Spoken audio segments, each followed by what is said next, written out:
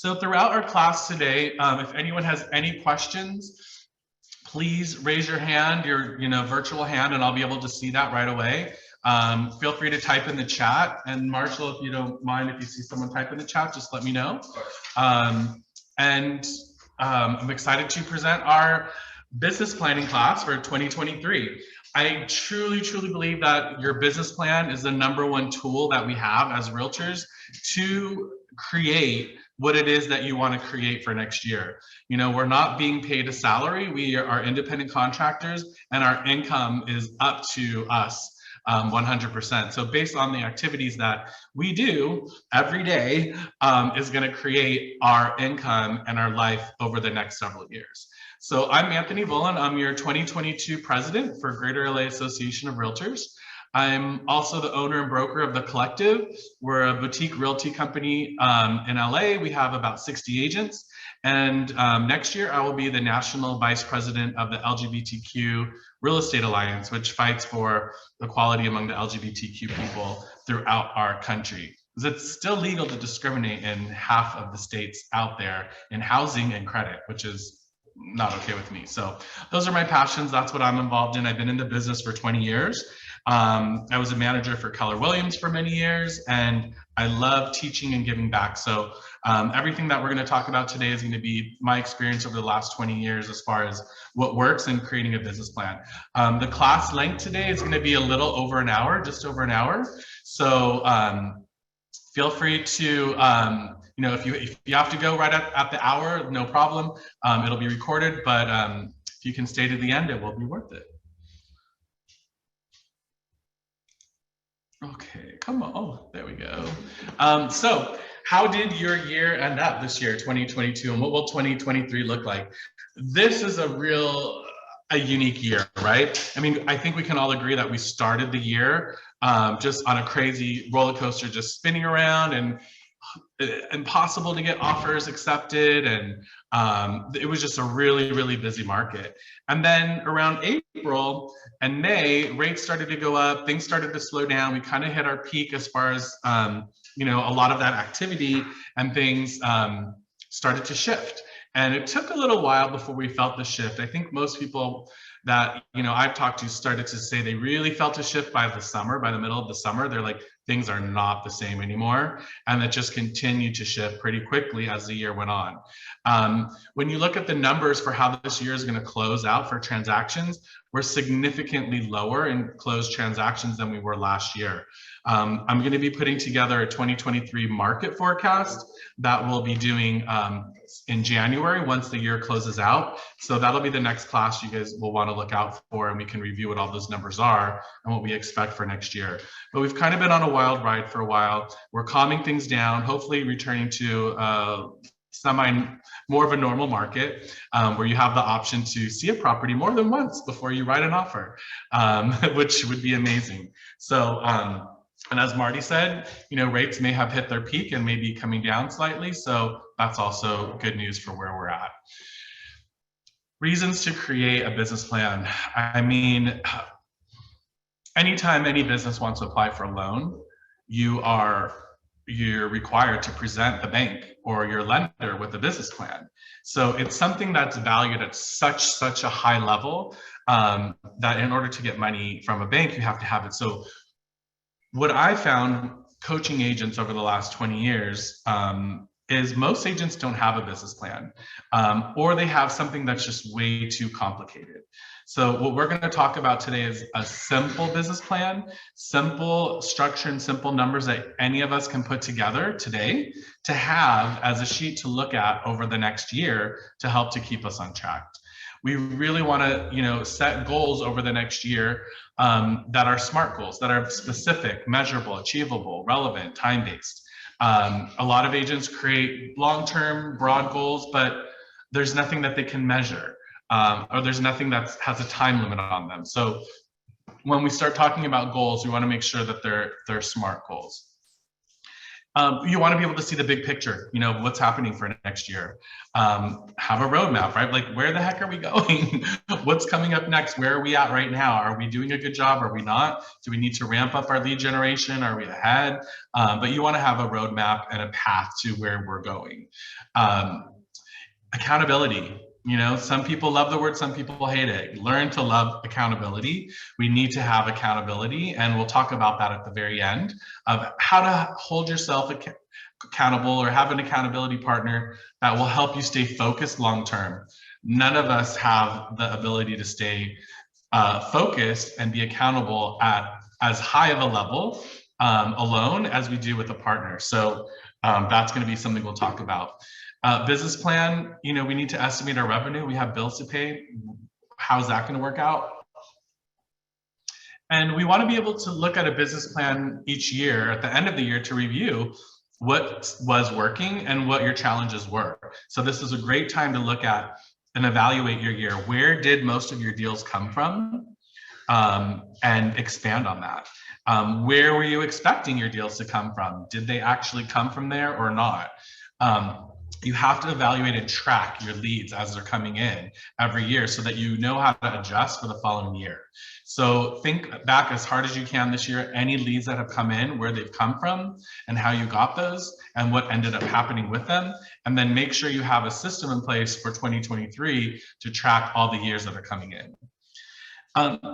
I think this, to me, what is your why? What is going to be motivating you every day is kind of the secret to success that I've learned by coaching agents over the last 20 years. And,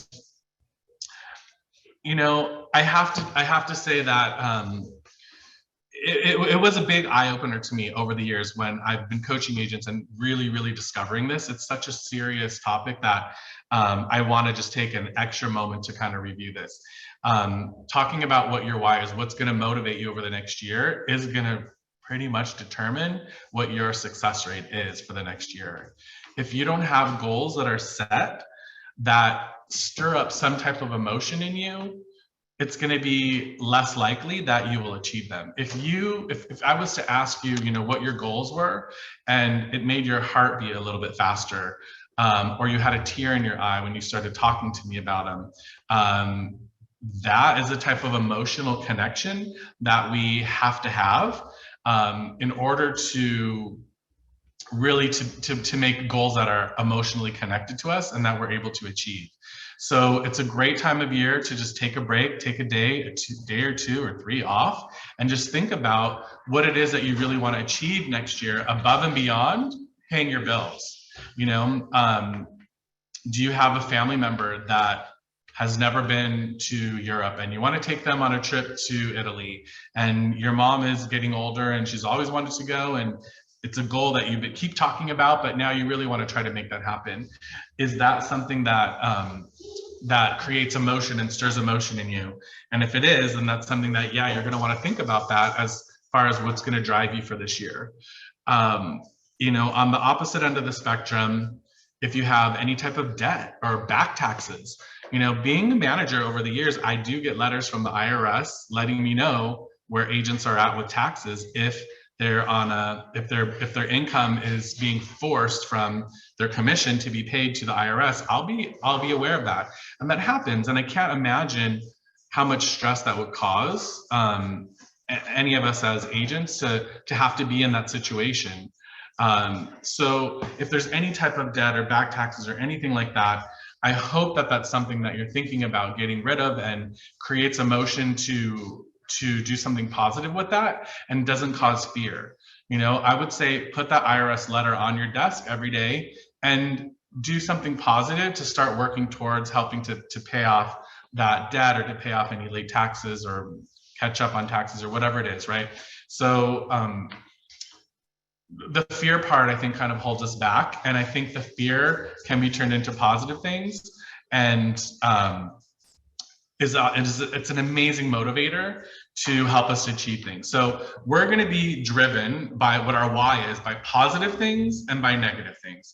Going to Italy, paying off debt. Both of them create emotion, and both of them are going to be a focus to drive us. Some of us are more motivated by positive and some are more motivated by negative. More people are motivated by negative than positive. So if you do have things like debt that you want to get rid of, make sure that's part of your why as well, because the emotion is going to be strongly attached to that. Don't just put it aside. So make that a part of what your why is and what your goals are. And, you know, at a higher level too, we're going to want to be able to give back, you know, having our goals and creating financial goals is going to be important, because we want to have an excess at some point where we can give back. And maybe there's a certain charity that you're passionate about and you want to be able to give $10,000 a year to, or whatever that is, or start your own charity and, you know, donate time and money to creating something that you're passionate about. But all of these things are important. So going back to the why, really take a moment before the end of the year to think about what it is that's going to motivate you above and beyond paying your taxes this year. That is going to be something that is going to really, really help you to achieve your goals and to push you to go even farther than you may have been able to. Okay. Get back to my slides. So now let's start with the numbers and net and getting into the economic model of our business plan. We have to start with our net. And we've talked about the why because that's going to come into play with what our net is. So how much money do you need monthly to survive? Like, you really have to know that number. When I ask agents that, a lot of them don't know that, but it's something I talk about a lot, is figure out what that number is. This is your minimum just to survive. What is that number for you? You know, including your rent, your mortgage, all your personal expenses, not business, okay? That's one thing to be clear about. This is not going to include your business expenses. This is just your expenses to survive personally. So no matter what job you had, this would be, what does it cost you to survive on your own? So you're going to look at, you know, obviously the monthly bills are easy because you look at your credit card statement and you can find out exactly what that is. Oh, okay, this is my average, you know, car expense for my lease, for my gas, for my food, for my rent, for all of those different bills. And then keep in mind that not all of our expenses are monthly, right? So some of them are going to be yearly expenses. I have just gotten a letter from the DMV saying, oh, you owe $850 for your registration for your car. You know, so it's a lot. That's an expense. You don't want to have these big expenses be surprises to you. There's certain ones that you can plan for. So when you have that, that should be broken down per month. So you divide that $800 DMV bill by 12. And that's going to help you figure out what your monthly expenses are. So if you have yearly bills, divide them by 12 and put it in there. If you have bi-yearly bills, divide it by 6. So think about those things that are not just monthly bills, like your insurance and so on, things that are paid every year. Now, you want to add whatever that number is, your monthly net, like that amount that you have to survive personally. You want to add that to also what is part of your why. You know, if there's a trip to Europe that you want to take this, you know, the end of next year, add that number to your basic net. What else is it? Why else are you working? What else are you hoping to achieve next year beyond just surviving? Whatever that is, add that in there. Maybe you want to save up for an investment property and you're like, I need to get an extra $20,000 by the end of next year to put in a fund to save for an investment property. Or my kids are getting older and school's coming up soon for college, and you know, I want them to pay half and I want to pay half, and I want to be able to put some money into that. Whatever that is, I'll add all of those numbers together. So I think for most of us, you're not going to know what that number is today, because I think all of us could spend a little more time thinking about the why part and figuring out, you know, besides my monthly bills and all of that, what is it else that I want to do to expand my life and to live a life worth, you know, life worth living. So what do we really need to make? You know, there's a cost of doing business and we have to account for this. So we can't just say, okay, my monthly bills or whatever yearly, it's going to cost me $100,000 and I have $50,000 of additional things that I want to do that it's going to cost me. So I need to make $150,000 net. It's not as easy as that, right? There's other expenses we have. So one of the costs of sale, you know, and it's going to vary depending on where you're at, what office you're at, is what is your split with your office or your cap? So I think for most people, there's a split that you're always paying, right? You're paying a 30% split. If that's the average for the country. Maybe some of you are on a little bit different split than that. But on average, you're paying 30% of every deal throughout the year. That's a big chunk of money, right?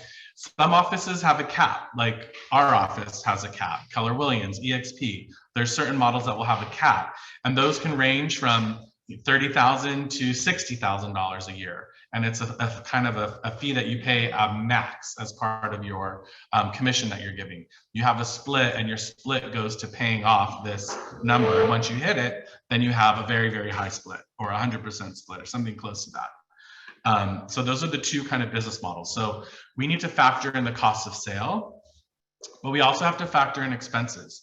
You know, what are your business expenses going to be for this year? And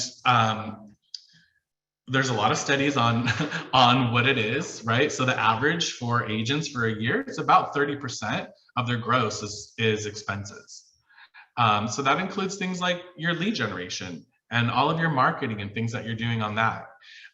Any education you're doing, your board dues, if your office charges you monthly fees, you know, your auto leases, all the things that are your write-offs for your business. Your E&O insurance, you know, that's usually a big one for everybody's office. You're paying that monthly, or you're being deducted from that, you know, from deals. All of that are part of your business expenses that are going to be tax deductions, and they're things that we have to account for, right? We have to make enough money to pay for our expenses, and then have the leftover to live off of, and have as our monthly net and our Y. So these are some examples of all the different things that you may be paying for business expenses.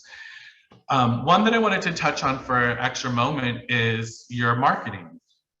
So again, we're lucky to be in this business where there's so many studies on what people are doing to succeed, and what the numbers look like. I mean, so many companies, so many groups have done so many great studies. We have, you know, our California Association of Realtors, National Association of Realtors. Some of the big real estate companies spend tons of money studying our industry and publish things. So all of the numbers, all of the stats, it's all out there, right, for us to live off of.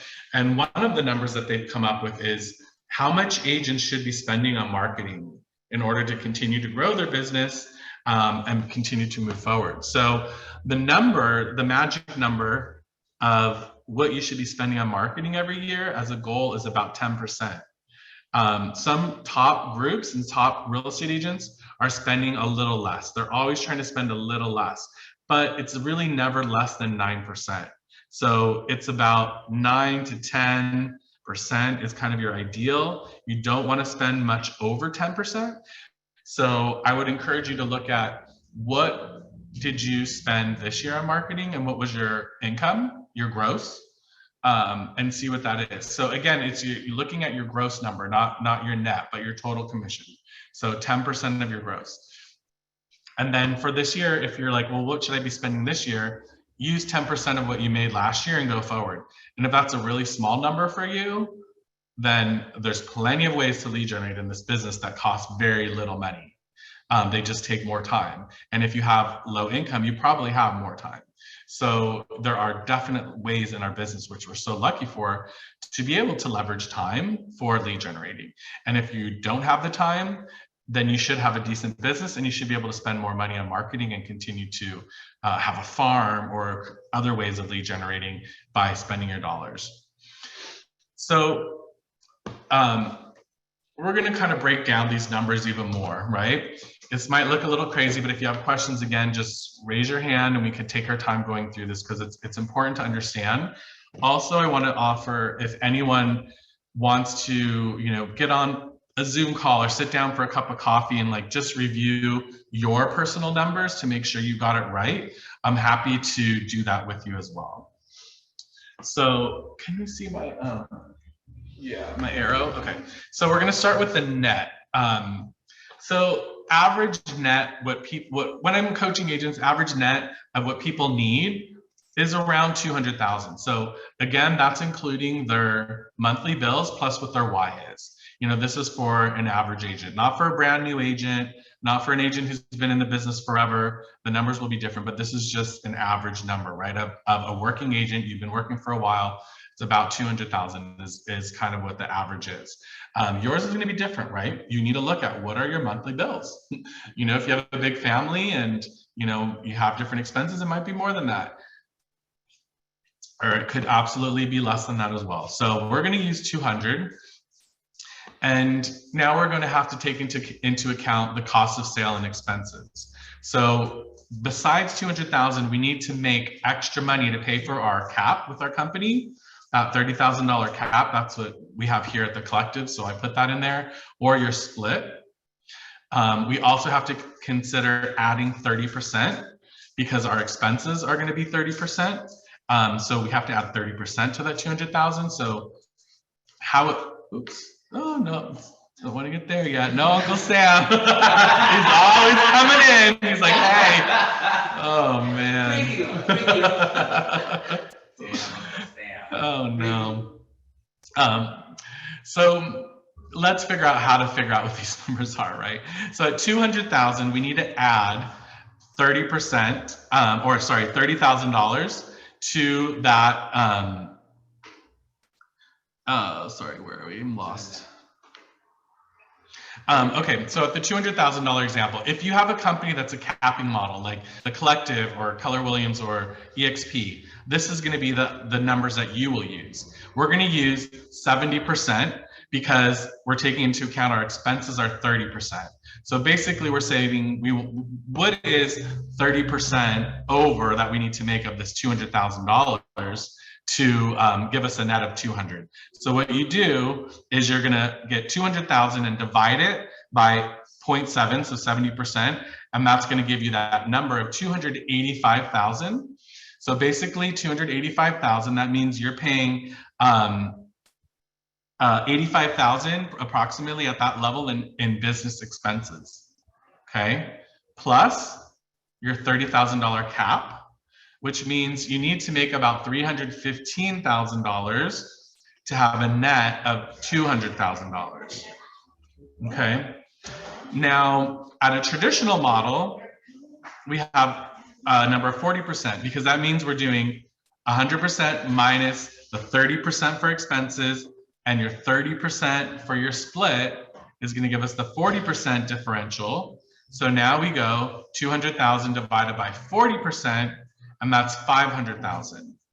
So if you're at a traditional company, you need to make 500,000 in order to keep 200,000. Okay? So there's a big difference in the numbers, and you know, each company has pluses and minuses. They're all going to be different. It's a personal decision, but wherever you're at, you need to know what your numbers are for the next year. So this one, the 40%, right? So say you're at an 80% split at a traditional company. You know, some people are on that. If you're at an 80% split, then that number is going to be 50% that you divide up by, because it's 30% of your expenses, and then a 20% split, that's 50%. And when you divide 200,000 by 50%, then that's a $400,000 number that you need to make. So, and you need to make $400,000 to make $200,000 if you're at an 80% split at a traditional company. So know what your numbers are for that and plug in that. And again, if you need me to help you just run through the numbers for you on this at some point, definitely happy to do that. Well, taxes, right? Everyone's like, yeah, we got to pay taxes too. Does that include it? Does it not? How does that work out? Well, yeah, it kind of incorporates taxes, right? Because most of those expenses, those business expenses, are going to be write-offs. So you're going to be paying that money in taxes, but you're going to be writing off that income. So it's almost a wash. But typically, we're finding that you're paying a little bit more. And again, this is going to be different for everyone, but this is an average. So if you don't have your own numbers, use these to help you kind of gauge. I would say add an additional 10% of your net. So 10% of the 200,000, 10% of your net, add it as something you want to save for taxes. So every time you're closing a deal, you're going to want to save at least that for taxes. And that's going to be about 335. That changes your number to. At a traditional model, you're going to need to make about 520 to have that net of 200,000.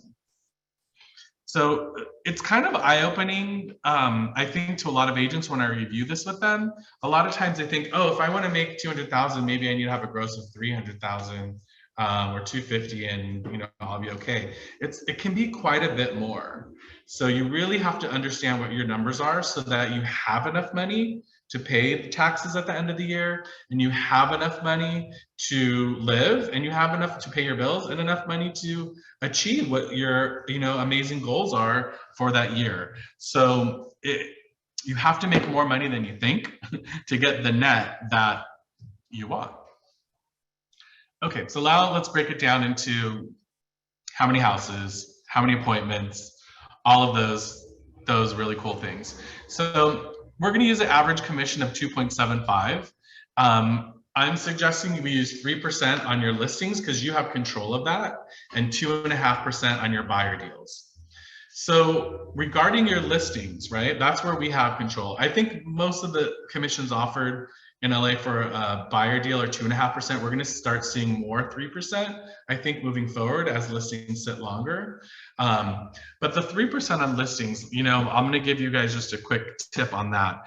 I'd say 95% of my listings will be 3% commission for the listing and 3% offered to the buyer's agent. I'll typically split it down 50-50.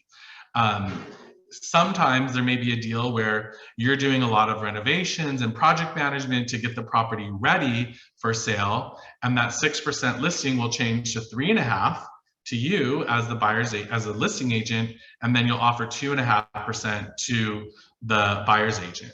That could happen sometimes. Generally, the best interest for the seller is to split it down the middle, 3% for each side.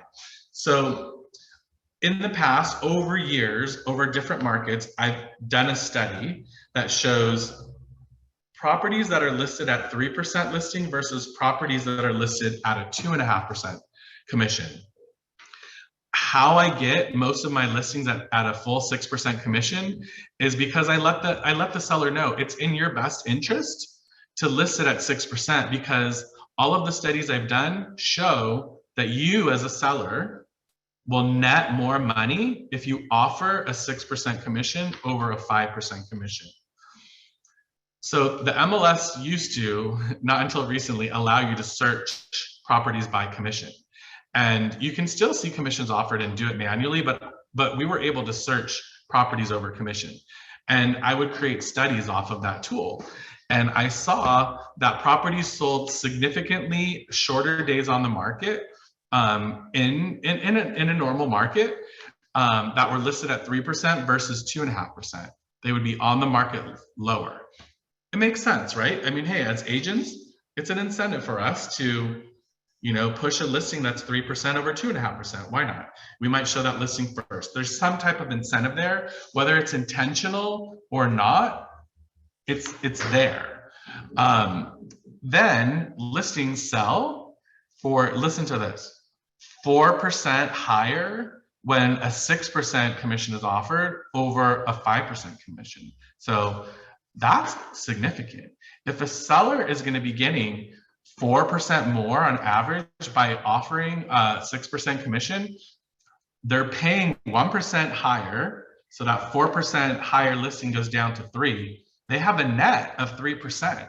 They're going to be making more money by advertising a 3% listing to a buyer than a 2.5% listing. So it's a win-win for everyone. Our job representing the seller is to help them to net the most amount of money possible. And it just so happens that it's a benefit to all of us if we're able to do that. So it's kind of cool. 6% listing is something that can absolutely help the seller, and use that tool, use that script, use those stories to talk to your sellers about how it may be a benefit to them to advertise a 6% commission over a 5% commission.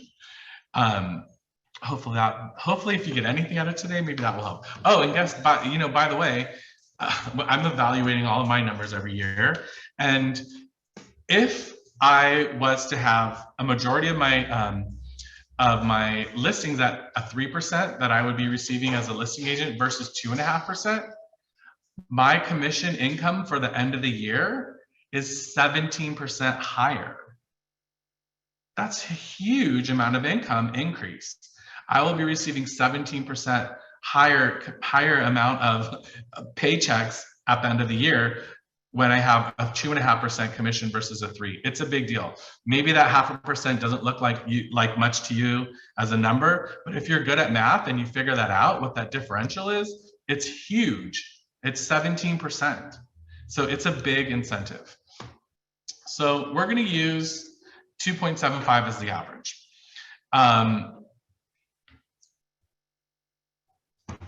Oops, sorry.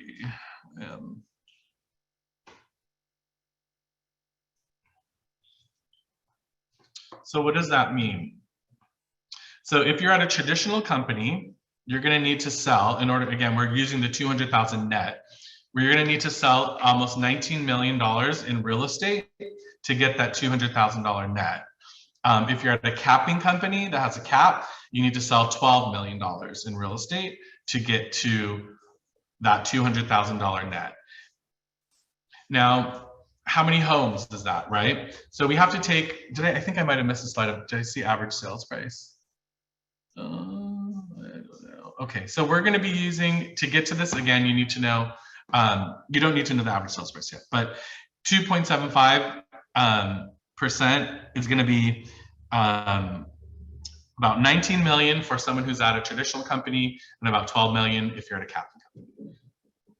So how many homes does that mean you have to sell?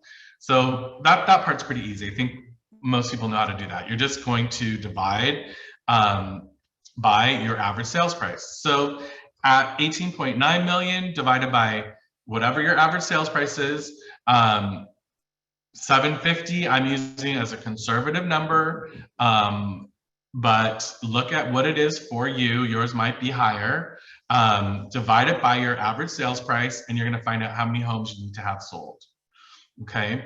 At 12 million, when you divide it by 750,000, it's 16 homes that need to be sold. So then, one other thing to keep in mind too, we want to have a goal of how many listing deals we want to have versus how many buyer deals we want to have. And I always recommend, keeping it semi-balanced, but always trying to have a little bit more listing deals than buyer deals, because your listings are going to help you generate buyers. So if you're really, really heavy buyer, buyer agent, you're going to want to try to do things that will help you focus on getting listings, because the listings will help you generate more buyers. Plus, you have much more control of your time. And as we just discussed, you have more control of your income when you're working with listings. So we want to work with both, right? But the goal should be focus on listings a little bit more. Okay. So we have 25 homes that are needed. How many seller leads do we need, right? We've found out we need about 25 homes. So what does that mean when we really break it down? So 60% of the 25 homes are going to end up being listings sold. Okay, 80% of the listings are going to sell. So that means we need a few more extra listings, right? 19. This is again on average, right? Maybe your averages are 100%.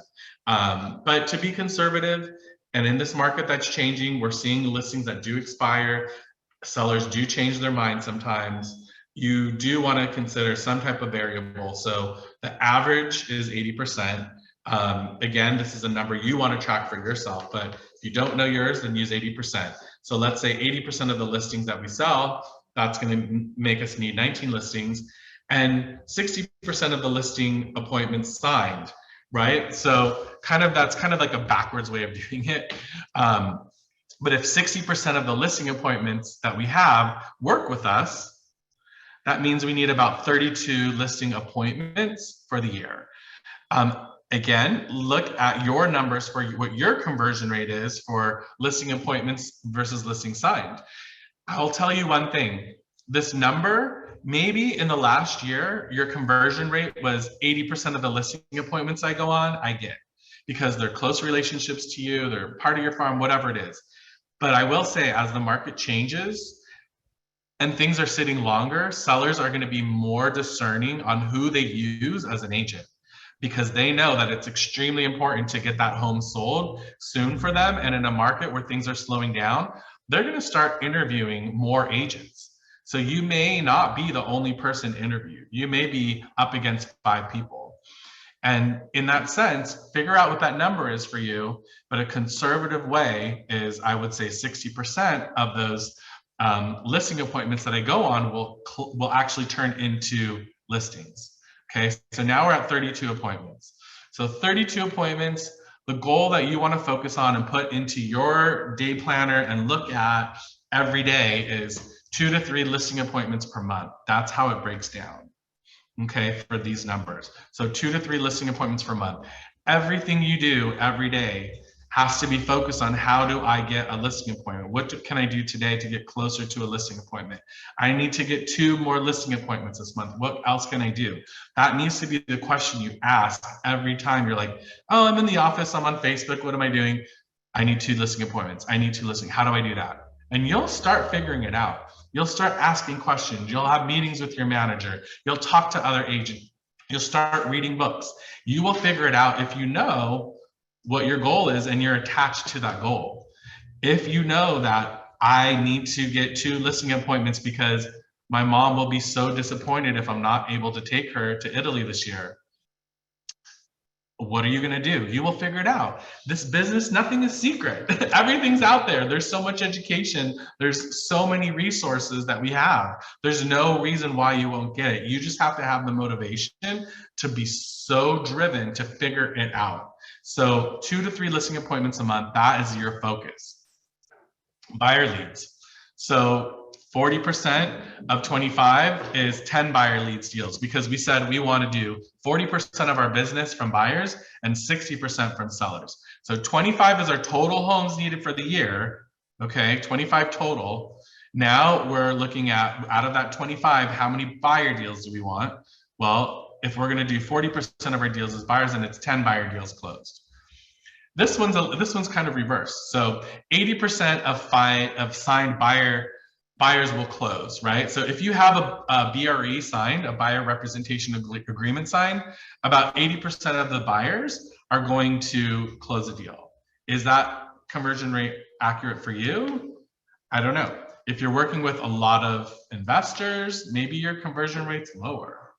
But if someone has agreed to work with you in a contract exclusively, what percentage of those people are actually going to close a deal? So numbers that, again, that are averages based on studies is 80%.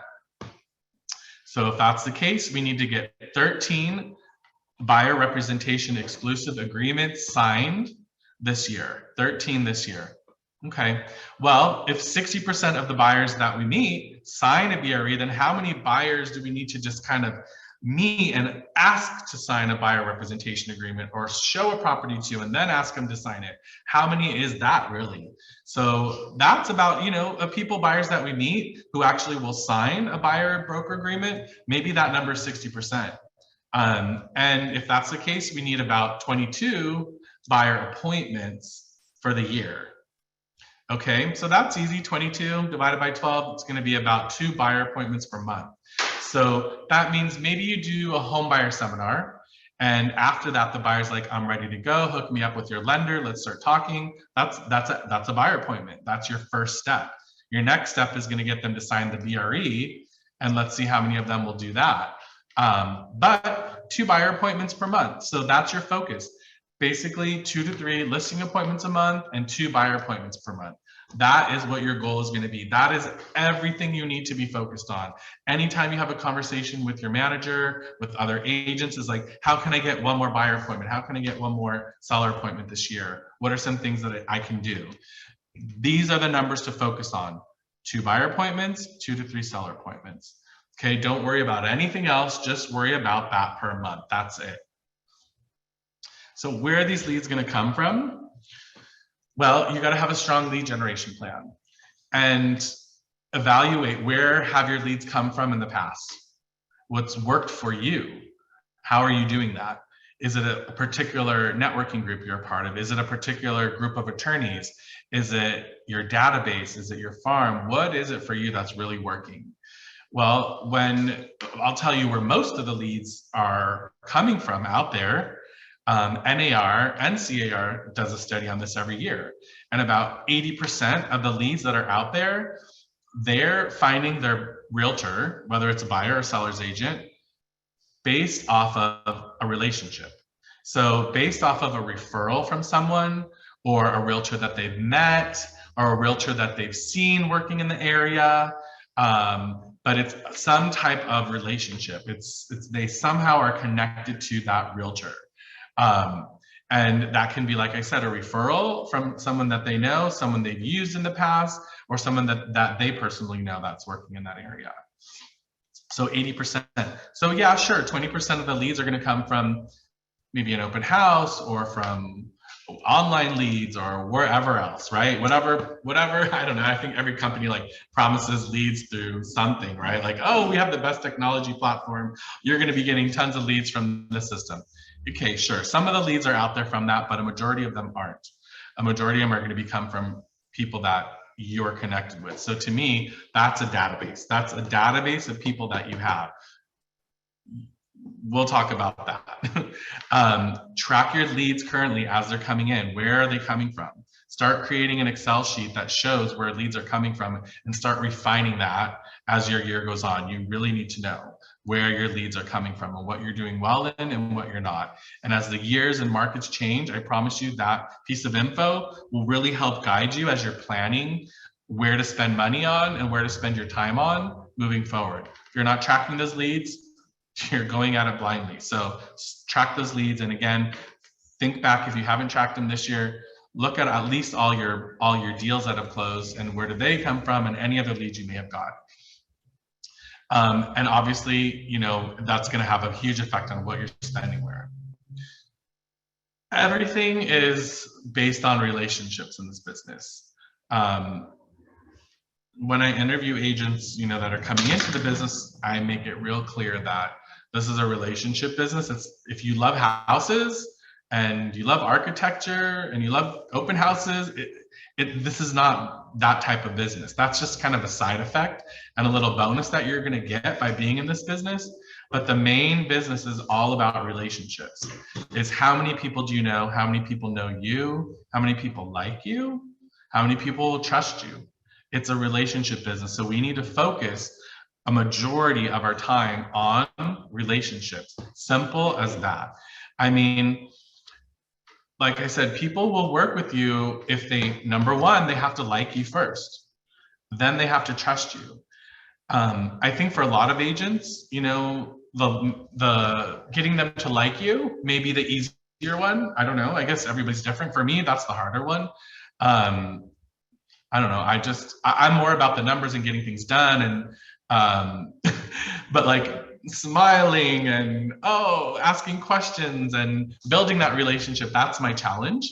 Every year I think I get a little bit better at it, and some people tell me like, oh, I'm surprised that that's a challenge for you, but it is. It's like something I have to consciously think about. So more important than trust is having somebody like you first. So don't go off spouting stats and trying to be the best realtor in the area and all of these different things. It's more important, and more deals will get done when people like you than anything else. So don't underestimate how important like is. Once they like you, they need to trust you. We are in the most competitive market as realtors with each other than we've ever been. There are more realtors in the industry than there's ever been. NAR just hit for the first time ever 1.6 million realtors in the country. California is over 200,000. Our local association is over 13,000. Already? In just that short amount of time? Greater LA Realtors is 13,000. So we have a huge amount of competition. So we're not in the business anymore of just finding homes. We're in the business of being advisors, being wealth managers, helping people see long-term goals in building wealth in our industry. So how do you build trust? Trust is something I think that all of us need to do a much better job at moving forward. So here's a few ideas, right, of things that you can do to build trust. Hosting events, you know, when you're hosting something and you're seen as a leader and it turns out as a nice event, that's huge. You know, that's something that will elevate you as a leader and build trust. Teaching classes. We all have things that we can teach to our database and put out there that will help us become more relevant. You know, I love the city.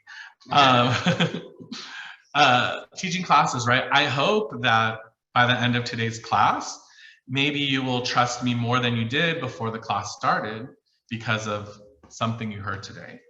So teaching classes are amazing. You can all do home buyer classes and partner up with a lender and do that. Teach a class with a lender on improving your credit.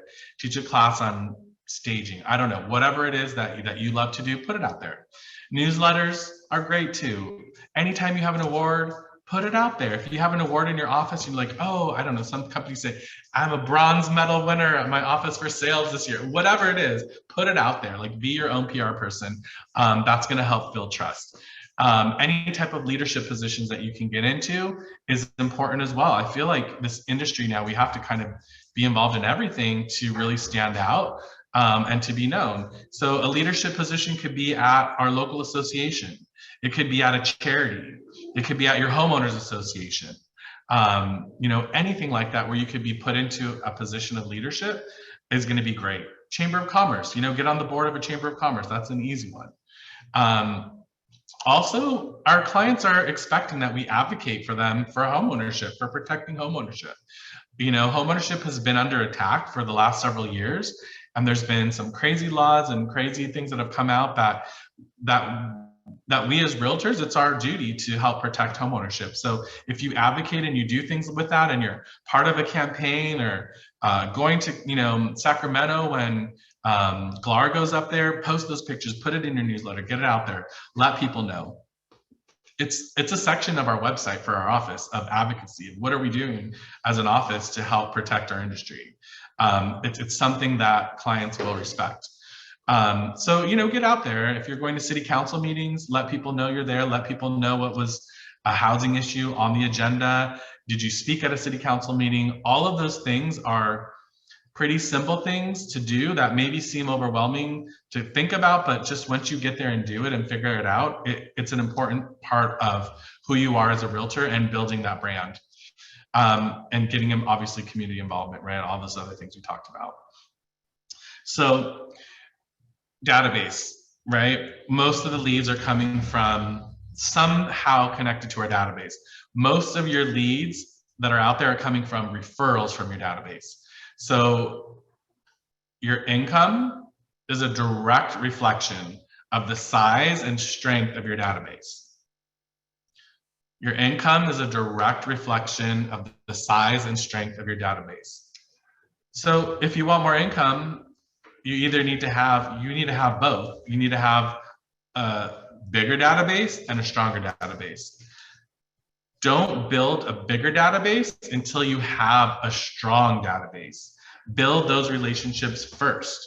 Build and strengthen those relationships first. If someone's in your database and they're not inviting you to their birthday party, it's kind of a gauge that I always think of, you know, the relationship is not strong enough. So work on building the strength of your relationships first, and then work on adding more people to your database. Okay, nurturing your database, right? So I teach a full class on what do you do? Like, what's your lead generation plan with your database? How does that turn into the appointments that we want? Because all our focus is on appointments. If you want, go to the Collective Realty on YouTube. I have a class on how to get 300 deals. I'm sorry, 300 deals. Oh, not yet.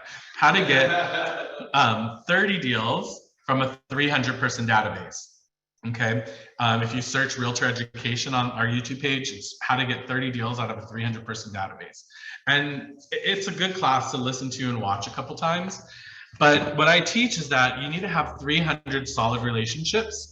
And that should be getting you 2 deals a month. Probably you have the potential to do 3, even 4 with that, but 2 should be the goal as a minimum with that 300. So don't build your database bigger than 300 if you're getting less than 2 deals a month. So don't add more people to your database than 300 unless you're closing, you know, over 25 deals a year. You can get amazing results from a small database. So quick breakdown, 300 people in your database. In LA, 50% of people are owners, 50% are renters. So let's say, you know, that means half of our people in our database, 150, are homeowners, and people stay in their homes for an average right now. It's 10 years, it used to be 7. That means 10%, right? 10 are gonna sell each year. So that's about 15 deals that you could get from your database that are going to be doing a sell transaction.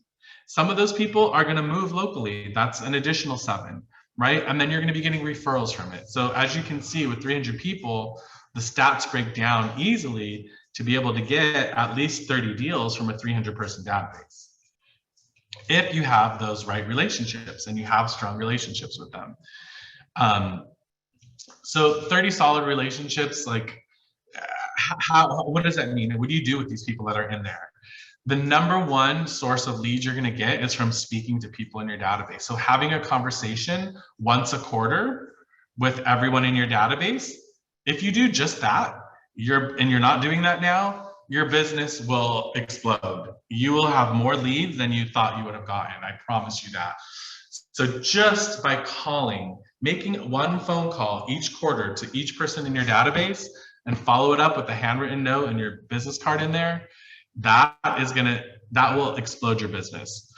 So the system that I teach and use, because I don't like I don't want a computer telling me who to call and when. I like to have control of that myself.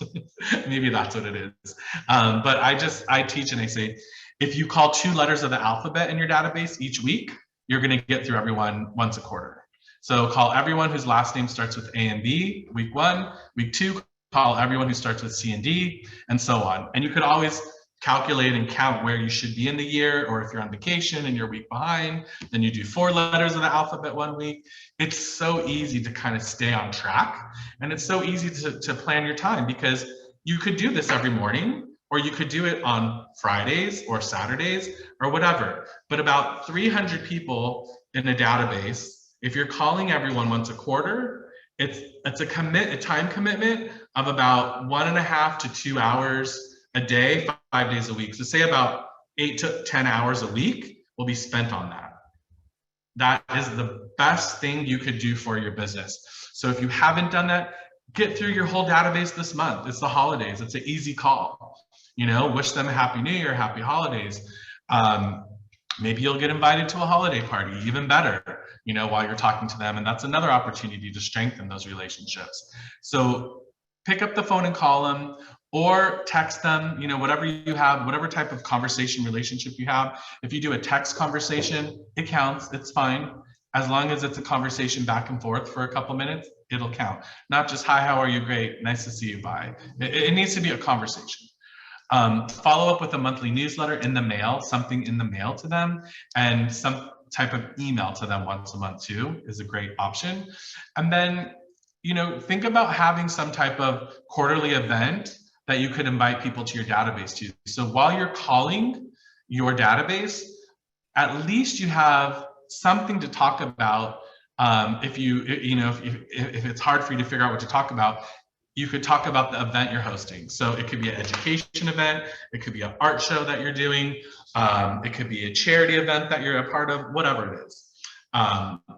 Do that. Oh, and by the way, I'm gonna just plug an event. Since we're talking about charity events, I always create events to do good, because education is good, giving back to a charity is good, but also to help solidify business and to have something to talk about, having an event is good. So tomorrow at 5:30 at our office, we're having like a little cocktail party, and then we're hosting a comedy show next door at Hamburger Mary's in West Hollywood. And tickets are $20, and we're raising money for a local transgender empowerment center. So you come in, if you want to donate any money, you can. You're going to see an amazing comedy show, and it's going to be a fun night. So it's a mixer at the beginning, and then we'll go to Hamburger Mary's at 7 o'clock, have a comedy show, and then they have a drag show after that, and then that's a whole nother thing people can stay for and have fun with. So if you're interested, just go to comedy@thecollective.com, and that'll take you to our Eventbrite page if you want to make a donation and all the details of the timing for the night. So if you saw what I just did, that was an example of how you can have that conversation with the client, is create an event, buy a domain name to make it easy for someone to register or to RSVP, and then link it to your Eventbrite page or to your website or to whatever it is that's going to have the information for that. But for us, we do this event every year. It's comedy@thecollective.com, and we use that link to invite people to the event and to help raise money for a different charity every year. And oh, by the way, that event, it's being sponsored by different people. So we have the Real Estate Alliance sponsoring it, and we have Junk Luggers, junk pickup company. So I didn't have to pay the comedians anything. You know, they have a fee to do the event, but I was able to get sponsors to pay for that. So you can do events at a low cost. I'm going to be paying for alcohol at the office, and we're going to have like hot apple cider and whiskey or whatever, some kind of fun holiday drink. That's an expense, but it's not a big one. And it's an easy thing that you're able to do. So create an event that you can have as a tradition each year, and do something as a minimum once a quarter. So even if it's that same event every quarter that you do, that's okay. But at least create an event a quarter, so when you're talking to people in your database, you have something to talk about. So this is our last slide, and then we can get into any questions or anything else. But staying focused over the year is a challenge. That has been what I've seen the biggest challenge. Everybody's motivated at the end of the year, beginning of the year to do well, but staying focused long-term is something that fades. We don't know what our intentions and what our feelings will be a week from now. You know, there's studies that show, I don't know, I'm kind of obsessed with accountability, because there was a reality show that even like had something to do with this last year that showed, you know, people who said, oh, I'm going to be losing weight, and they have these intentions of losing weight, and they say, okay, fine, here's a cookie, do you want it? Oh, it's warm, smell it. And they say, no, I'm not going to eat it. And then they have them do all of these strenuous mental exercises, and they wait a few hours, and then as soon as those exercises are done, they have a plate of the warm cookies that come in with some milk in the back of the room. And guess what? Most people eat them, because our body is not always mentally strong. We get drained depending on what happens with our day. And the more stress we have during our day, the worse decisions we make. So those cookies were all eaten. And you may say that you're going to be working with people in your database every morning, but things happen. Maybe you get sick. Maybe you're stressed because there's something going on with your family. Whatever happens, those things are going to drain you and make it harder for you to make those decisions that you intend to make. So this sheet has been a lifesaver for me that I've used forever. Basically, you're going to start at the top with what your yearly goals are. Actually, I need to adjust this. I changed mine. I don't write the yearly goals anymore. It's quarterly goals. So there's a book called 12-Week Year, and amazing book to read. Also Ninja Selling, another book I would recommend reading this month to get the year started. 12-Week Year and Ninja Selling, amazing books. So instead of having yearly goals, this is quarterly goals that I have, and then I break it down by month and then by week. So my quarterly goal could be, obviously for the first quarter of next year, it's going to be, closing whatever deals that I want to do, adding people to my database, hosting one fabulous event. All of those things that you want to do as part of your lead generation plan will be there. Then you break it down per month and you break it down per week. So the week are more action items of like, what do I need to do this week to make it happen? Maybe it's, okay, I need to find a venue this week for the comedy show. I need to hire the comedians. I need to contact this week A's and B's. That should be in there as your weekly goal. Contact your database. Whatever those, big rock items are for the week, have them there and write it in. And then at the end of each week, review it with someone. I have a coach and I pay her and it's worth every dollar, and it works for me, but she's not giving me information as far as like how to be a better manager or realtor or anything like that. It's just really accountability, and it's making me self-aware of where I'm at. She's just kind of that vessel where I know I need to check in with her and get on this call to make sure I'm doing what I say I'm doing. And sometimes I don't do things till an hour before I get on the call with her, but I get things done. And I don't always get everything done, and that's okay. Then it gets pushed to the next week. But it's a tool to help you stay focused over the year, and to see and to be aware of where you're at. So you gotta do this. Do it with an accountability partner. Commit to them. Do it the same time every week. It takes 20 minutes to do, not even, but it will be something that will absolutely help you stay focused. So I hope that this class was something that's going to change your perspective on what you could be doing right now for the next few weeks of this year to get ready for next year. Again, it's recorded, it's on our YouTube page. Feel free to go back and pause each slide and just take time really trying to develop your business plan, but you need to know what your numbers are. So take time again to figure out what your monthly nut is, and what your big why is. Take some time to do that, because that's really going to change your motivation for the next year. We're in a rough business. It's a stressful business. Everything's time sensitive. People put a lot of pressure on us for a lot of different things, and unless you are so focused and driven on achieving your goals, our mind is set to be stagnant and be stable at one level. You'll probably figure out what to do to pay your monthly bills next year, and that's it. Maybe you'll even not quite make as much, and you'll have a little debt that gets added. That's stability. Until you have something that drives you to the next level, to pay off that debt, to pay those taxes, to purchase a new home and understanding why you're purchasing a home or why you're purchasing an investment property, until that emotion is attached, that's going to be your deal breaker. So spend a little time on figuring out what that why is for you. And I'm always available to chat. I'm going to put in, let me just put up my contact info on the screen one more time. And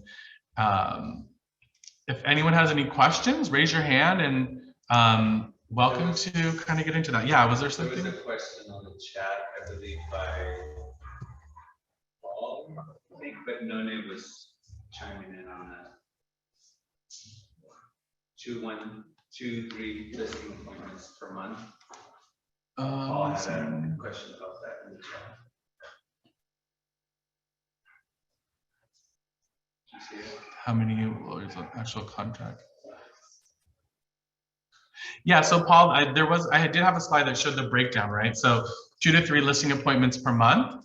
A percentage of those, right, you're gonna need to have as signed listings, which is 60% was the number we use as a conversion rate. So if you go on 2 to 3 listing appointments per month, if you can get 60% of them to sign a listing agreement with you, you're gonna be doing great. That you'll be on track. And we said about 80% of those will close. Maybe a little bit higher, but about 80% is the average. So yeah, you got to know those conversion rates and know what they are for you. I think in the past, if you had 2 to 3 listing appointments, you'd probably get most of them. But right now, as the market changes, like I said, it's going to be a lot easier for someone to interview and justify interviewing 5 agents rather than just 1 or 2, as they have been in the past, because it takes a lot more skill to sell for the price that someone wants and the time that someone wants in this market. So, oh, cute little puppy behind me, you see? Yeah, we're a dog friendly office. But anyway, it's really been a pleasure. I hope that I see a lot of friends on this call, and I hope that I get to know you all in person at some point, but feel free to reach out to me. I'm happy to do what I can to help grow your business. And it's been an honor serving as the 2022 president for GLAR this year, and I'll continue to be involved with our association and moving on to the Alliance next year and more things. So get involved, it's worth it, and give back. Happy holidays, everybody, and I wish you all the best success for 2023. Thank you. Thank you. You're welcome, everyone. We got an office full here that you didn't maybe see. Thank you, Anthony. Oh, Craig, thank you. I love your photo.